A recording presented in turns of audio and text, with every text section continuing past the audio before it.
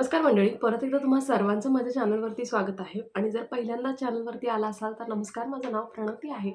मी makeup video, skin care videos, hairstyle videos आणि भरपूर सारे मेकअप हॅक्सचे व्हिडिओज बनवत असते.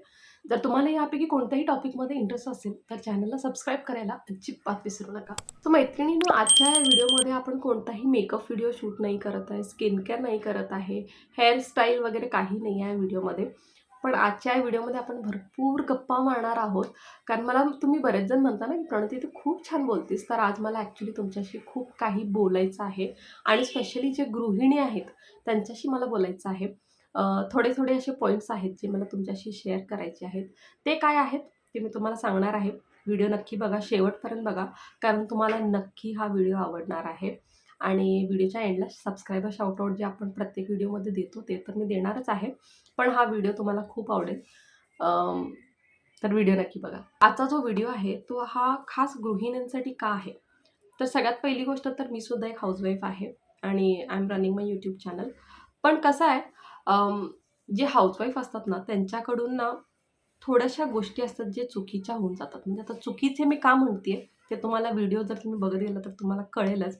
तर ह्या गोष्टी जे आहेत ते माझ्याकडून सुद्धा चुका झालेली आहेत आणि तुमच्याकडून व्हायला नको म्हणून हा व्हिडिओ करण्याचा हेतू आहे. तर थोडे पॉईंट्स आहेत जे मी तुमच्याशी आज शेअर करणार आहेत. एक्झॅक्टली किती पॉईंट्स आहेत ते माहिती नाही, पण आपण बोलत जाऊया, मग तुम्हाला लक्षात येईल. सो ते पॉईंट्स आज मी तुमच्याशी डिस्कस करणार आहे की ह्या चुका आपण करायच्या नाहीत. ठीक आहे, आणि का करायच्या नाहीत हे सुद्धा मी तुम्हाला सांगणार आहे. तर चला आता आपण व्हिडिओ स्टार्ट करू. सगळ्यात पहिली चूक जे हाऊसवाईफकडून मोस्टली होतं, गृहिणींच्याकडून होतं, ते म्हणजे स्वतःकडे लक्षच नसतं. म्हणजे आपण काय घातलेलं आहोत किंवा कसे दिसत आहे, काय करत आहे, काही लक्ष नसतं. फक्त एकच दिसत असतं, ते म्हणजे आपलं घर आणि घरात पडलेले 100 कामं हेच दिसत असतं. आणि असं वाटत असते की इतक्या कामांमध्ये स्वतःकडे काय लक्ष द्यायचं आहे आणि तयार होऊन कामच करायचं असेल तर तयार कशाला व्हायचं होतं. हे ॲक्च्युली जेन्युइनली असं सगळेजण विचार करतात. कारण घरातून बाहेर निघायचं नसेल तर बरेच जण तर अंघोळ करणं सुद्धा अवॉइड करतात की बी घरातच आहे तर आपण आळस करतो. पण ॲक्च्युली ह्या गोष्टी करायला नाही पाहिजे. आणि मला असं वाटतं की सकाळी जेव्हा तुम्ही उठता एक 10 ते 15 मिनिट तुम्ही स्वतःसाठी द्या, तयार होण्यासाठी. चांगले कपडे घाला. कारण आपण बऱ्याच वेळा ना नवीन कपडे घेऊन येतो आणि कपाटात ठेवतो की बाई कोणतेही घरात पाहुणे येणार असेल तेव्हा मी घालते किंवा मी कुठं बाहेर जाणार असेल तर घालते. पण असं का करायचं? म्हणजे लिटरली मला हे खूप चुकीचं वाटतं की आणायचं आणि कपाटात ठेवायचं. In fact why don't you use it daily? कारण मला असं वाटतं ना की जेव्हा आपण दिवसभर स्वतः चांगले दिसत असतो, आपल्या स्वतःला कधी पण बघा. जेव्हा तुम्ही आरशात बघता आणि समोरची व्यक्ती तुम्हाला जी दिसतीये, म्हणजे स्वतःचा जो तुमचा इमेज तुम्हाला दिसत आहे, ते जर तुम्हाला चांगलं वाटत नसेल, तर तुम्ही स्वतःबद्दल चांगलं नाही फील करत. त्यामुळं स्वतःसाठी तयार व्हा, कुणासाठी नको. मी तुम्हाला हे म्हणत नाही की तुम्ही नवऱ्यासाठी तयार व्हा किंवा तुमच्या फॅमिलीसाठी तयार व्हा. No, no, no. असं मी म्हणत नाही. तुम्ही स्वतःसाठी तयार व्हा, म्हणजे तुम्हाला स्वतःला खूप चांगलं फील होईल. आणि जेव्हा आपण छान दिसत असतो ना, आपला कॉन्फिडन्स लेवल थोडंसं जास्त असतो compare to the normal days जेव्हा आपण काहीच करत नाही आहे. नुसतं एक बनवरती बांधलेलं आहे आणि लागल्यात कामामध्ये. तर तेव्हा तुम्ही बघितलं तर यू डोंट, म्हणजे पलटून तुम्ही परत एकदा मिररमध्ये बघता का? नाही बघत. पण जेव्हा तुम्ही छान दिसत असता ना, तेव्हा लिटरली अजून एक नजर स्वतःवरती जातेच. आणि माझी तर जातेच. आणि मी लिटरलीमध्ये मस्त लग रही आहे. आणि मी लिटरली सांगतो, माझा दिवसचा जो मूड असतो ना, तो खूप चांगला सेट होतो. आणि ह्याच्या मागचं रिझन असं की बघा, जेव्हा तुम्ही तयार झालेला आहात, तुमचा मूड चांगला आहे. आणि जेव्हा तुमचा मूड चांगला असतो, तुमच्या घरात सगळ्यांचा मूड चांगला राहतो. म्हणजे you are happy, your family is happy. जर तुम्ही खुश नाही आहे, तर फॅमिलीमध्ये ऑब्व्हियसली जेव्हा माझा जो सेट झालेला आहे दिवसाचा मूड, समजा जर तो पॉझिटिव्ह असेल, तर ऑटोमॅटिकली घरामध्ये पॉझिटिव्हिटी येते. पण आजचा जर माझा मूडच चांगला नाही, माझा मूड जो आहे तो निगेटिव्ह आहे, तर ऑटोमॅटिकली सगळ्यांना निगेटिव्ह वाइब्सच जातात. त्यामुळे मला असं वाटतं की थोडासा टाईम द्या स्वतःला तयार होण्यासाठी. तयार व्हा छान. असं नाही की खूप मेकअप करा असं म्हणतच नाही आहे. पण नीटनेटके कपडे घालणे, व्यवस्थित केसं विंचरणे आणि व्यवस्थित राहणे. इन शॉर्ट जस्ट व्यवस्थित राहणे. Basic makeup, simple minimum makeup जरी केला तरी चालेल. पण when you feel good, you look good, तेव्हा सगळ्या घरामध्ये लिटरली खूप पॉझिटिव्हिटी येते. त्यामुळं हे एक चेंज नक्की करा. Give time to yourself to get ready. Okay. तर हा एक पॉईंट आहे की थोडासा वेळ द्या स्वतःला तयार होण्यासाठी. आता चूक नंबर 2 जे भरपूर गृहिणी असं करतात, ते म्हणजे की स्वतःच्या फिटनेसकडे अजिबात लक्ष नसतं. आणि असं बरेच जण विचार करतात, की मला इतकं काम आहे, घरात इतकं काम मी करते, तर मला ह्याच्या व्यतिरिक्त व्यायाम करण्याची काय गरज आहे? तर ट्रस्ट मी ही खूप मोठी चूक आहे. जर तुम्ही सुद्धा असा विचार करत असाल, तर ही खूप मोठी चूक आहे. असा अजिबात विचार करू नका. घरचं काम हे वेगळं आहे आणि व्यायाम हे वेगळं आहे. आणि वेळ काढायला कदाचित तुम्हाला अवघड वाटत असेल, की मी एवढं कामामध्ये मी व्यायाम करण्यासाठी वेळ कुठे काढू? तर ट्रस्ट मी तुम्ही जर दिवसातून फक्त अर्धा तास जरी काढत असला, तरी इनफ आहे. म्हणजे वर्कआउट करायला येत नाही, काय करायचं हे माहिती नाही, असं जरी तुम्हाला होत असेल, तर ट्रस्ट मी जर तुम्ही फक्त 10 ते 11 सूर्यनमस्कार जरी रोज केला, तर हे तुमच्या शरीरासाठी खूप म्हणजे खूप चांगलं असतं आणि लाँग रनमध्ये सूर्यनमस्कार बेस्ट आहे. मी स्वतःसुद्धा करते. त्यामुळे मी तुम्हाला रेकमेंड करेल, की प्लीज रोज ॲटलीस्ट अर्धा तास तरी स्वतःच्या फिजिकल फिटनेसकडे नक्की लक्ष द्या. आणि आपण इतके गुंतलेले असतो कामामध्ये, माहिती आहे सगळ्यांच्याकडे भरपूर कामं आहेत. आय नो, मी पर्सनली ह्या गोष्टीतून गेलेली आहे. पण कसं आहे ना, तुम्हाला डिसाईड करायचं आहे, की तुमच्यासाठी कोणत्या गोष्टी इम्पॉर्टंट आहेत. जर तुम्ही स्वतःच ह्या गोष्टीला इम्पॉर्टन्स नाही दिला, तुम्हाला कोण स्वतः येऊन म्हणणार नाही आहे, की जा तू एक्सरसाइज कर, जा तुला एक्सरसाइजची गरज आहे. कोणी म्हणणार नाही आहे. कारण तुमच्या हेल्थचा इन्चार्ज तुम्ही स्वतः आहात. तुम्हाला स्वतःलाच त्याचा इन्चार्ज घ्यायचा आहे. स्वतःला डिसाईड करायचं आहे, की तुमची प्रायोरिटी काय आहे. जर तुमच्या हेल्थला तुम्ही स्वतः प्रायोरिटी देत नसाल, तर दुसऱ्यांच्याकडून तुम्ही काय एक्सपेक्ट करणार, की त्यांनी येऊन तुम्हाला म्हणावं, की प्लीज स्वतःकडे लक्ष दे. No, no one is going to say that. त्यामुळं तुम्हाला स्वतःला हे गोष्ट डिसाईड करायचं आहे, की मी रोज एक्सरसाइज करणार आहे. मी रोज व्यायाम करणार आहे. आणि जरुरी नाही, की तुम्हाला जिममध्ये जाण्याची गरज आहे, की जरुरी नाही, की मला इतकं वर्कआउट करायला पाहिजे, एवढा वेळ मला द्यायला पाहिजे किंवा माझ्याकडं काय वर्कआउटचं काही सामान नाही आहे. कुणाकडे जास्त बऱ्याच जणांच्याकडे नसतात यार, इट्स ओके. पण फॉर्म ऑफ एक्सरसाइज कोणताही असू शकतो. तुम्ही योगा करा, तुम्ही वॉकिंगला जावा, रनिंग करा, जे पण तुम्हाला पॉसिबल आहे. Swimming is also very good exercise. जे पण तुम्हाला पॉसिबल आहे ते तुम्ही करा. पण व्यायाम हे नक्की करा. अजिबात या गोष्टीकडे दुर्लक्ष करू नका. कारण आत्ता आपल्याला वाटते, की बाकीचे काम खूप इम्पॉर्टंट आहे. पण जेव्हा वेळ निघून जाईल तेव्हा तुम्हाला लक्षात येईल, की ॲक्चुअली हे जास्त गरजेचं आहे. आणि आपण ह्या गोष्टीला कधी प्रायोरिटी देतच नाही. बाकीच्या सगळ्या गोष्टींना आपण प्रायोरिटी देणार, की अच्छा हे करायचं आहे, ते करायचं आहे, इतके कपडे पडले धुवायचे, हे करायचं आहे, स्वयंपाक करायचा आहे. भरपूर कामं आहेत यार, इट्स ओके. पण थोडंसं थांबा. एक अर्धा तास द्या स्वतःसाठी आणि नक्की वर्कआउट करा. आणि ट्रस्ट मी तुमचा जो हेल्थ ग्राफ आहे, तो असा चेंज होईल जर तुम्ही रेग्युलरली वर्कआउटला तुमच्या रुटीनमध्ये इन्क्लूड केला, तर ट्रस्ट मी इतका फरक पडेल. आणि जेव्हा आपली बॉडी कंट्रोलमध्ये असते ना, तर आपला कॉन्फिडन्स लेव्हल एक अलगच लेव्हलवरती असतो. त्यामुळं स्वतःच्या हेल्थकडं नक्की लक्ष द्या. नेक्स्ट चूक जी आपण ती करतो, ते म्हणजे आपल्या मेंटल हेल्थकडं अजिबात लक्ष देत नाही. आणि आजकाल ना स्ट्रेस हे सगळ्यांना आहे. अगदी लहानांपासून मोठ्यांपर्यंत कोणालाही बघा, सगळ्यांच्याकडे स्ट्रेस आहे. सगळ्यांच्या लाईफमध्ये काही ना काही प्रॉब्लेम आहे. आणि त्यामुळं एन्झायटी, डिप्रेशन, रात्रीचं झोप न येणं, हे आजकाल इतकं कॉमन झालेलं आहे. म्हणजे आधी या गोष्टींचं नावसुद्धा आपण काढत नव्हतो. पण आजकाल खूप कॉमन झालेले आहेत. म्हणजे हे वर्ड्स तर असे दिवसातून आपण 2-3 वेळा तर यूज करतोच. अँक्झायटी, डिप्रेशन हा खूप कॉमन झालेला आहे. का? कारण आपलं मेंटल हेल्थ चांगलं नाही आहे. बऱ्याचशा गोष्टींना आपण खूप जास्त डिस्टर्ब होतो, मेंटल स्टेबल नसतो. आणि इथं जर आपण स्टेबल नसाल, तर बाकीच्या सगळ्याच गोष्टी डिस्टर्ब होतात. आणि इथं जर सगळं व्यवस्थित असेल, तर बाकीच्या सगळ्या गोष्टी सुरळीत चालतात. त्यामुळं आपल्या मेंटल हेल्थकडे लक्ष देणं हे खूप गरजेचं आहे. मग त्यासाठी तुम्ही काय करू शकता? तुम्ही मेडिटेट करू शकता, रोज प्राणायाम करू शकता. आणि ह्या गोष्टींमुळे इतकं फरक पडतं. हे लाँग टर्ममध्ये खूप चांगल्या गोष्टी आहेत. जसं रोज एक्सरसाइज करणं, रोज मेडिटेट करणं, रोज प्राणायाम करणं, ह्या खूप चांगल्या गोष्टी आहेत, जे तुम्हाला आत्ता नाही कळत. पण जेव्हा तुम्ही रोज ह्या गोष्टी करायला लागता, तेव्हा तुम्हाला लक्षात येईल, की किती फरक पडतो आपल्या लाईफमध्ये या छोट्या-छोट्या गोष्टींमुळे. तर मेडिटेशन पण तुम्हाला लिटरली 5 ते 10 मिनिट जरी तुम्ही केला, तरी चालेल. आणि सुरुवातीला मेडिटेट करायला खूप डिफिकल्ट वाटतं. असं वाटतं की मी नाही कॉन्सन्ट्रेट करू शकत आहे किंवा डोळे जरी बंद केलं तरी समोर मला कामच दिसतात किंवा हे करायचं आहे, ते करायचं आहे किंवा भरपूर साऱ्या गोष्टी असतात बॅक एंडमध्ये चालू असतात. तर तुम्ही कॉन्सन्ट्रेट नाही करू शकत. पण जसं तुम्ही रोज करायला लागाल ना, तर ट्रस्ट मी तुम्हाला हे ना एक मेडिसिनसारखं वाटायला लागेल आणि जितका पण स्ट्रेस आहे ना, ते थोड्या वेळासाठी पूर्णपणे कूल डाऊन होतं.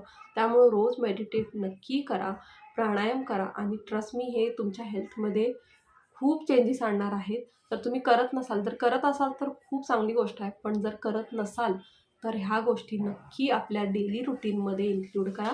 दॅट इज मेडिटेशन अँड प्राणायाम.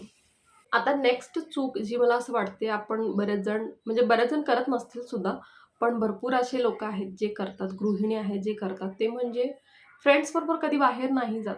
म्हणजे बाहेर जायचं म्हणलं की तुम्ही नवऱ्याला म्हणणार की चला आपण बाहेर जाऊ, फॅमिलीबरोबर बाहेर जातो. पण फ्रेंड्सबरोबर खूप कमी बाहेर निघता.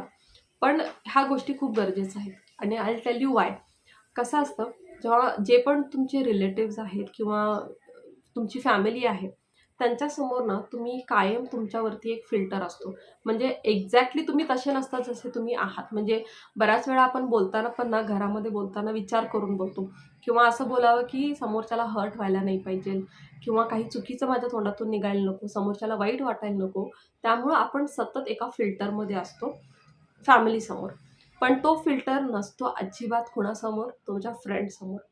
फ्रेंडच्या समोर एक अनफिल्टर्ड व्हर्जन ऑफ युअरसेल्फ जो असतो, तो तुमच्या फ्रेंडच्या समोरच निघतो. कारण फ्रेंडशिप हे एक असं नातं आहे ना, जिथं फिल्टर लावण्याची गरजच नसते आणि तिथं काहीही मनात आलं, तर तुम्ही बिनधास्त बोलू शकता. लिटरली शिव्या देऊन सुद्धा बोलू शकता.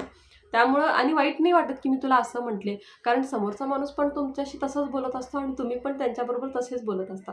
कारण फ्रेंडशिप हे रिलेशनच असं आहे, जिथं फिल्टर लावण्याची गरज पडतच नाही आणि त्यामुळं तो जो रिलेशनशिप आहे ना, त्याला मेंटेन करणं हे खूप गरजेचं आहे.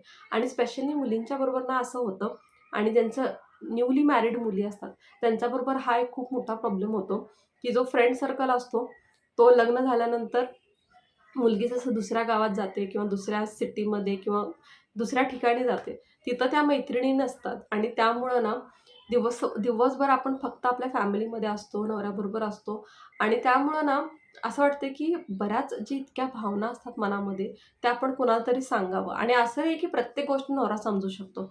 नाही, नाही. बऱ्याच गोष्टी अशा असतात ना, की जे तुम्ही फ्रेंड्सबरोबर शेअर करू शकता. आता आणि कसं असतं आणि जेव्हा फ्रेंड नसतात किंवा आपण असले तरी आपण त्यांच्याबरोबर बाहेर निघत नाही, तर आपण मनसोक्त बोलू शकत नाही.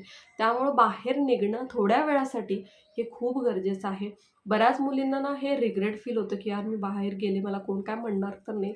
इट्स ओके यार, म्हटले तरी चालेल, पण हे तुमच्यासाठी खूप चांगलं आहे. एक रिफ्रेशमेंट म्हणतो ना आपण, की एक बाहेर जाणं एक रिफ्रेशमेंट आहे आणि त्याचबरोबर जर तुम्ही फ्रेंड्सबरोबर जात असाल, तर ते अजून एक खूप चांगलं रिफ्रेशमेंट असतं. कारण खूप मनसोक्त बोलायला मिळतं आणि असं नाही की फ्रेंड सर्कल म्हणजे एक डझनभर मित्र-मैत्रिणी असायला पाहिजे, असं काही नाही. जीवाभावाची एखादी जरी मैत्रीण किंवा 2 जरी मैत्रिणी असल्या ना, तरीही खूप छान असतं हे. म्हणजे हे रिलेशनशिपच असं असतं ना, की ज्याच्यामध्ये यू जस्ट फील हॅपी आणि कोणताही लाईफमध्ये प्रॉब्लेम असला आणि असं नाही की तो तुम्हाला तुमची जी मैत्रीण आहे ती तुम्हाला सोल्युशन सांगणार आहे या गोष्टीचं. सोल्युशनसाठी फ्रेंडशिपचं काही लॉजिक नाही आहे. बऱ्याच वेळा सोल्युशन नाही मिळत. पण जेव्हा आपण आपल्या मैत्रिणीला ह्या गोष्टी सांगतो, तेव्हा आपलं मन खूप हलकं होतं. खूप चांगलं फील होतं. भले तुम्ही हॅपीनेस जे आहे तुमच्या लाईफमध्ये, जी गुड न्यूज आहे, ती सांगू नका. पण जेव्हा काहीतरी मनात असतं किंवा मन like you are feeling bad, तेव्हा जेव्हा तुम्ही आपल्या मैत्रिणीला ह्या गोष्टी सांगता, खूप जास्त मन हलकं फील होतं आणि जेव्हा आपण त्यांच्याबरोबर बाहेर जातो, भलेही एक 10 मिनिटासाठी तुम्ही कॉफी प्यायला जरी गेला ना, तरी इतकं फ्रेशनेस येतो. त्यामुळे ह्या गोष्टी छोट्या-छोट्या गोष्टी असतात ना, हे खूप गरजेचे असतात. त्यामुळे जर तुम्हाला बाहेर जायचं असेल ना, तर प्रत्येक वेळेस नवऱ्याच्या मागे लागण्याची काही गरज नाही आहे, की यार चला कॉफी पिऊन या. Go with your friend. कारण जेव्हा तुम्ही फ्रेंड्सबरोबर गप्पा मारता ना, तेव्हा तुम्हाला लिटरली लक्षात येईल, की आपण रेग्युलर टॉपिकपेक्षा आपण बाकीच्या भरपूर टॉपिकवरती डिस्कस करू शकतो. त्यामुळं नक्की फ्रेंड्सबरोबर बाहेर निघत जावा and you will feel definitely good. आता जो लास्ट पॉइंट आहे, तो ॲक्चुअली एक ॲडवाईस आहे, जे मी तुम्हाला देणार आहे, की जितक्या लवकर तुम्ही या गोष्टीला ॲक्सेप्ट कराल, की तुम्ही एका वेळी सगळ्यांना सुखी ठेवू शकत नाही. सगळेजण तुमच्याबरोबर एकाच वेळी चांगले कधीच नाही होऊ शकत. त्यामुळे जे हे ॲटिट्यूड असतं ना मुलींचं, स्पेशली त्या मुलींचं ज्यांचं नवीन लग्न झालेलं असते, की खूप जोश असतं. त्यामुळे असं असते, की मी सगळ्यात चांगली सून होणार किंवा मी खूप चांगली वाईफ होणार. खूप चांगली गोष्ट आहे. सगळे ह्या गोष्टींसाठी प्रयत्न करतात. पण ही रिॲलिटी आहे, की तुम्ही एका वेळी सगळ्यांना सुखी ठेवू शकत नाही. मग ते तुमच्या पर्सनल लाईफमध्ये असो, प्रोफेशनल लाईफमध्ये, कोणत्याही प्रोफेशनमध्ये तुम्ही असला, तरी तुम्ही नोटीस केलं असाल, की तुमच्याबरोबर एकाच वेळी सगळे सुखी कधीच नसतात. कोणतरी एखादा व्यक्ती असा असतो ज्याला तुमच्यामध्ये कायम चुका दिसतच असतात. भलेही तुम्ही आणि आपल्याला वाईटसुद्धा वाटतं, यार मी इतकं काम केलं, इतकं हे केलं, तरी त्यांनी माझ्याबद्दल असं म्हटलं, तसं म्हटलं. कारण हे एक काय म्हणता तुम्ही, एक खूप कॉमन गोष्ट आहे. म्हणजे एका वेळी तुम्ही सगळ्यांना नाही खुश करू शकत यार. म्हणजे तुम्ही भलेही कितीही चांगले असाल, दिवसभर जरी तुम्ही काम केला, तरी ह्या गोष्टी पॉसिबल होत नाहीत आणि हे तुम्हाला नंतर लक्षात येतं. त्यामुळं आधीच तुम्हाला एक ॲडवाईस देते, की तुम्ही प्रयत्न करत असाल तर चांगली गोष्ट आहे. पण तितकंच करा जितकं तुम्ही करू शकता. म्हणजे तेवढंच काम करा जेवढं तुम्ही करू शकता. त्याच्यापेक्षा जास्त लांब जाऊन स्वतःची झीज करून करायचं आणि नंतर रिअलाईज होतं, की अरे इतकं केलं तरी त्यांना पसंत पडलं नाही. त्यामुळं का करायची? एवढी मेहनत का करायची? जितकं तुम्ही करू शकता तितकंच करा. उगाच जास्त सगळ्यांना बटरिंग करण्याची काही गरज नाही. जो तुम्ही आहे, जो तुमचा कोर नेचर आहे तसंच ठेवा. त्यामुळं कसं होईल ना, तुम्हाला त्रास होणार नाही नंतर ह्या गोष्टींचा, की यार मी इतकं केलं पण वेस्ट झालं. तर असं काहीही करू नका. जेवढं तुम्हाला जमतं, जेवढं तुम्ही खुशी-खुशी करू शकता, तेवढं करा आणि जरी तुमच्याबरोबर कोणी खुश नसेल, तर इट्स ओके.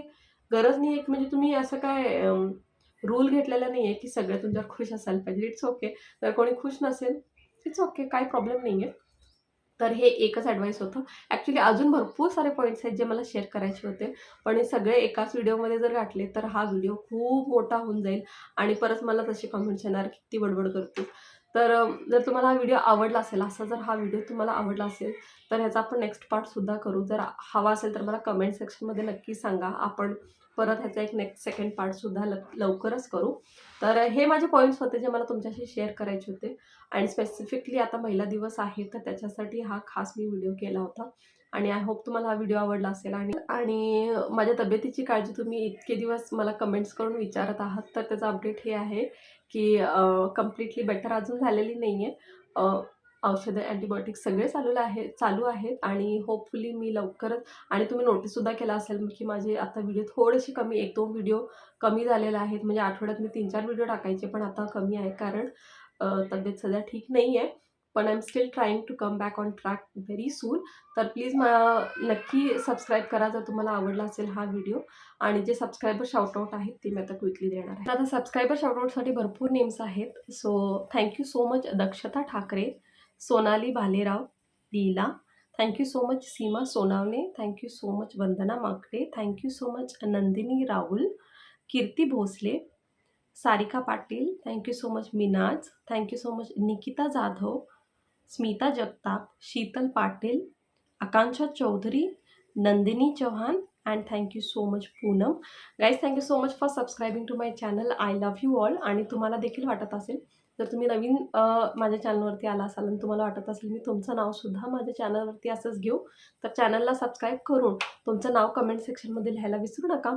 आणि त्याचबरोबर तुमचा काही व्हिडिओ रिक्वेस्ट असेल तर ते सुद्धा कळवा. आणि व्हिडिओ आवडला असेल तर लाईक करायला अजिबात विसरू नका. परत भेटू आपण पुढच्या व्हिडिओमध्ये. तोपर्यंत जय महाराष्ट्र.